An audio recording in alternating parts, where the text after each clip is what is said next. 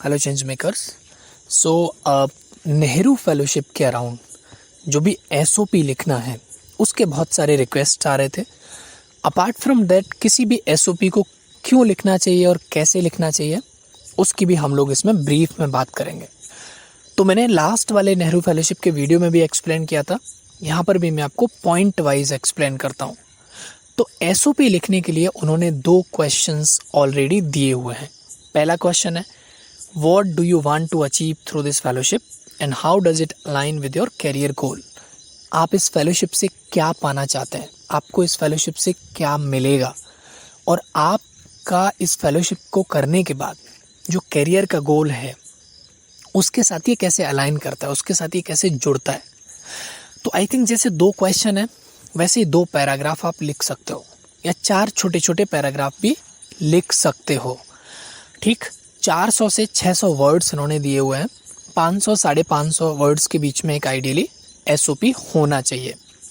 दूसरा क्वेश्चन है how do you think you can contribute to national change and transformation through this fellowship. दूसरा question ये है कि आप इस फेलोशिप में क्या कंट्रीब्यूट करोगे। सीधा सीधा सवाल ये है।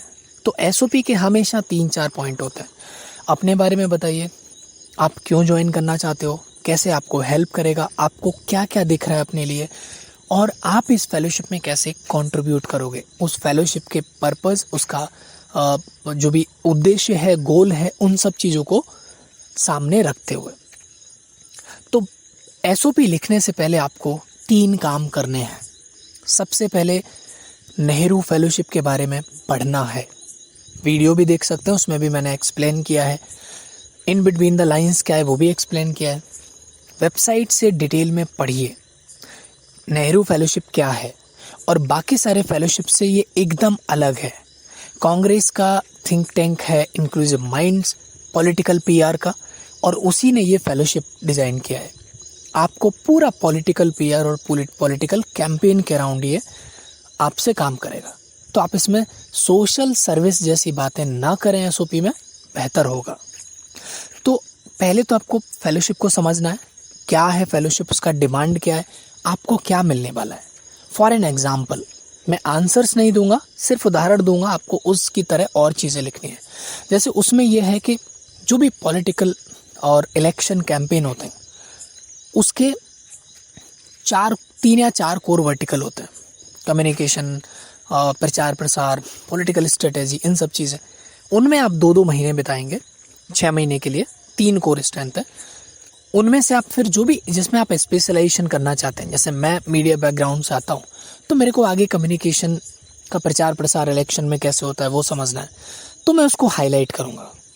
ठीक, सो आपको अपना बैकग्राउंड बताते हुए, उसमें एक इंटरेस्ट क्रिएट करते हुए, मैंने ये किया है, ये पढ़ाई किया है, यहाँ पे काम किया है, और इलेक्शन में कैसे इंटरेस्ट आया, पॉलिटिक्स में कैसे इंटरेस्ट आया, वो मेरा कहाँ से जुड़ा हुआ, इधर कॉलेज से, मेरे घर से, मेरे कोर्स से, किस तरीके से, या मैंने कोई शॉर्ट टर्म प्रोजेक्ट किए हैं उससे जुड़ा हुआ है, और मैं आगे क्या करना चाहता हूँ।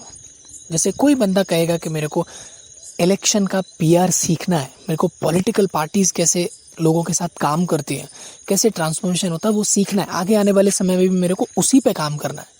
तो आई थिंक ये एक फेलोशिप है जो प्लेटफॉर्म होगा, जो मेरे को समझने का मौका देगा कि कोई भी चेंज एक पॉलिटिकल और इलेक्शंस के पीआर और इन सब की स्ट्रेटेजी के थ्रू कैसे आ सकता है।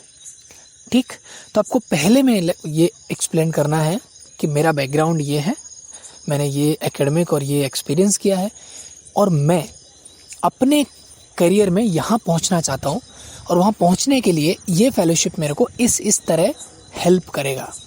अगेन मैं आपको वार्न कर रहा हूँ, कई सारे लोगों ने मेरे को भेजा है वही एसओपी सोशल वाला, ठीक, कि मेरे को समाज के साथ जुड़ने का मौका मिलेगा, सरकार की योजनाओं को प्रमोट करने का मौका मिलेगा, सरकार के साथ काम। नहीं मेरे भाई और बहनों, fellowship is entirely different. This fellowship, Nehru fellowship, आपको वो मौका नहीं मिलने वाला है। ऑब्वियसली आप लोगों के साथ काम करोगे, गवर्नमेंट सिस्टम के साथ काम करोगे, अगर कांग्रेस की सरकार रही तो, ठीक है, नहीं तो इंक्लूसिव माइंड कैसे किसी दूसरी सरकार के साथ काम करेगा। बट आपका लिमिटेड रहेगा, सरकार के साथ भी आप काम करोगे तो लिमिटेड एक्सपोजर है। आपको पॉलिटिकल पीआर, इलेक्शन कैंपेन्स उन्हीं के अराउंड रखना है। अब आते हैं दूसरे सवाल पर। अगला वाला जो पैरा है, अगले 2 पैरा आपको लिखने हैं, वो आपको अपने की अचीवमेंट्स या की स्किल्स जो हैं जिनसे आप कंट्रीब्यूट करोगे। जैसे मैं मीडिया बैकग्राउंड से आता हूँ, मैं कम्युनिकेशन बैकग्राउंड से आता हूँ, और मैंने कम्युनिकेशन पीआर किया भी है। मैंने एक टॉप इंस्टीट्यूट से एडवर्टाइजिंग और पब्लिक रिलेशन का कोर्स किया है। तो आई थिंक वो मेरे पास एक स्किल सेट है कम्युनिकेशन का। या आपने कभी स्ट्रेटेजी बनाई है, ज़रूरी नहीं पॉलिटिकल स्ट्रेटेजी बनाई हो, कभी कोई एक टीम लीड किया है, अपनी कंपनी के लिए स्ट्रेटेजी बनाई है, मार्केटिंग स्ट्रेटेजी बनाई है, समथिंग लाइक दैट, तो वो आपके पास एक स्किल सेट है। टीम को मैनेज किया है तो मैनेजरियल स्किल सेट, रिसर्च का स्किल सेट है, कैंपेन डिजाइनिंग का स्किल सेट है, कम्युनिकेशन का स्किल सेट है, बाकी चीज़ें, तो वो आपका एक की स्किल है, उससे आप यहाँ पे कंट्रीब्यूट कर सकते हो। तो आप क्या कंट्रीब्यूट करोगे, उसको आपको थोड़ा सा अलाइन करना है नेशनल चेंज के साथ। तो फॉर एन एग्जांपल मैं बोलूँगा कि मेरे को कम्युनिकेशन का मैंने बहुत एक हायर टॉप इंस्टीट्यूट से कोर्स किया है, सीखा है, उसके बाद कुछ प्रोजेक्ट्स में प्रैक्टिस भी किया है। तो मेरे को लगता है कि इस फेलोशिप के दौरान तेलंगाना में मैं एक लेवल पर अपना कम्युनिकेशन स्ट्रेटेजी और ये चीज़ें इम्प्लीमेंट करूँगा, उससे नेशनल चेंज यानी कि राष्ट्रीय स्तर पर बदलाव क्या क्या आएंगे 1 2 3 4, या इनके लिए मैं एक होप करूँगा या इनको एक्सपेक्ट करूँगा। Then national change and transformation through this fellowship.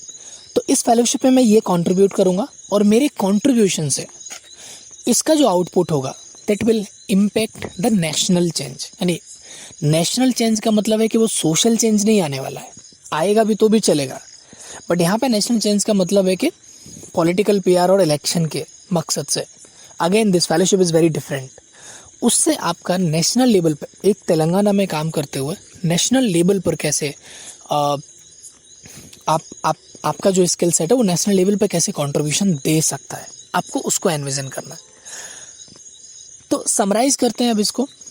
एक एसओपी जिसमें आपको अपना बैकग्राउंड, की स्किल्स, एकेडमिक्स, आपके छोटे छोटे प्रोजेक्ट्स, वही जो इससे रिलेवेंट हों, और उनसे आपने क्या सीखा, बेसिक की स्किल्स क्या क्या है, आप इस फेलोशिप में क्यों आज जाना चाहते हैं, और आप इस फेलोशिप के साथ आपका जो करियर है, पास्ट का है तो ठीक है ना सही, लेकिन जो फ्यूचर का करियर है वो कैसे अलाइन करता है। ज़रूरी नहीं कि आप फेलोशिप के बाद पॉलिटिकल पीआर में ही जाना चाहते हैं, नहीं, आप मार्केटिंग में भी जाना चाहते हैं तो भी चलेगा, इवन आप गवर्नमेंट के साथ भी काम करना चाहते हैं तो भी चलेगा, तो भी आप अलाइन कर सकते हो कि मेरे को अगर ये जो 3 कोर एरियाज़ है इनका स्किल सेट आ जाएगा, इलेक्शंस का, पॉलिटिकल पीआर और इन सब का, तो आई थिंक मैं जो मेरा गोल है गवर्नमेंट के साथ काम करना, गवर्नमेंट एम्प्लॉय बन के काम करना, उस दौरान ये चीज़ें मेरे को ऐसे ऐसे ऐसे हेल्प करेगा।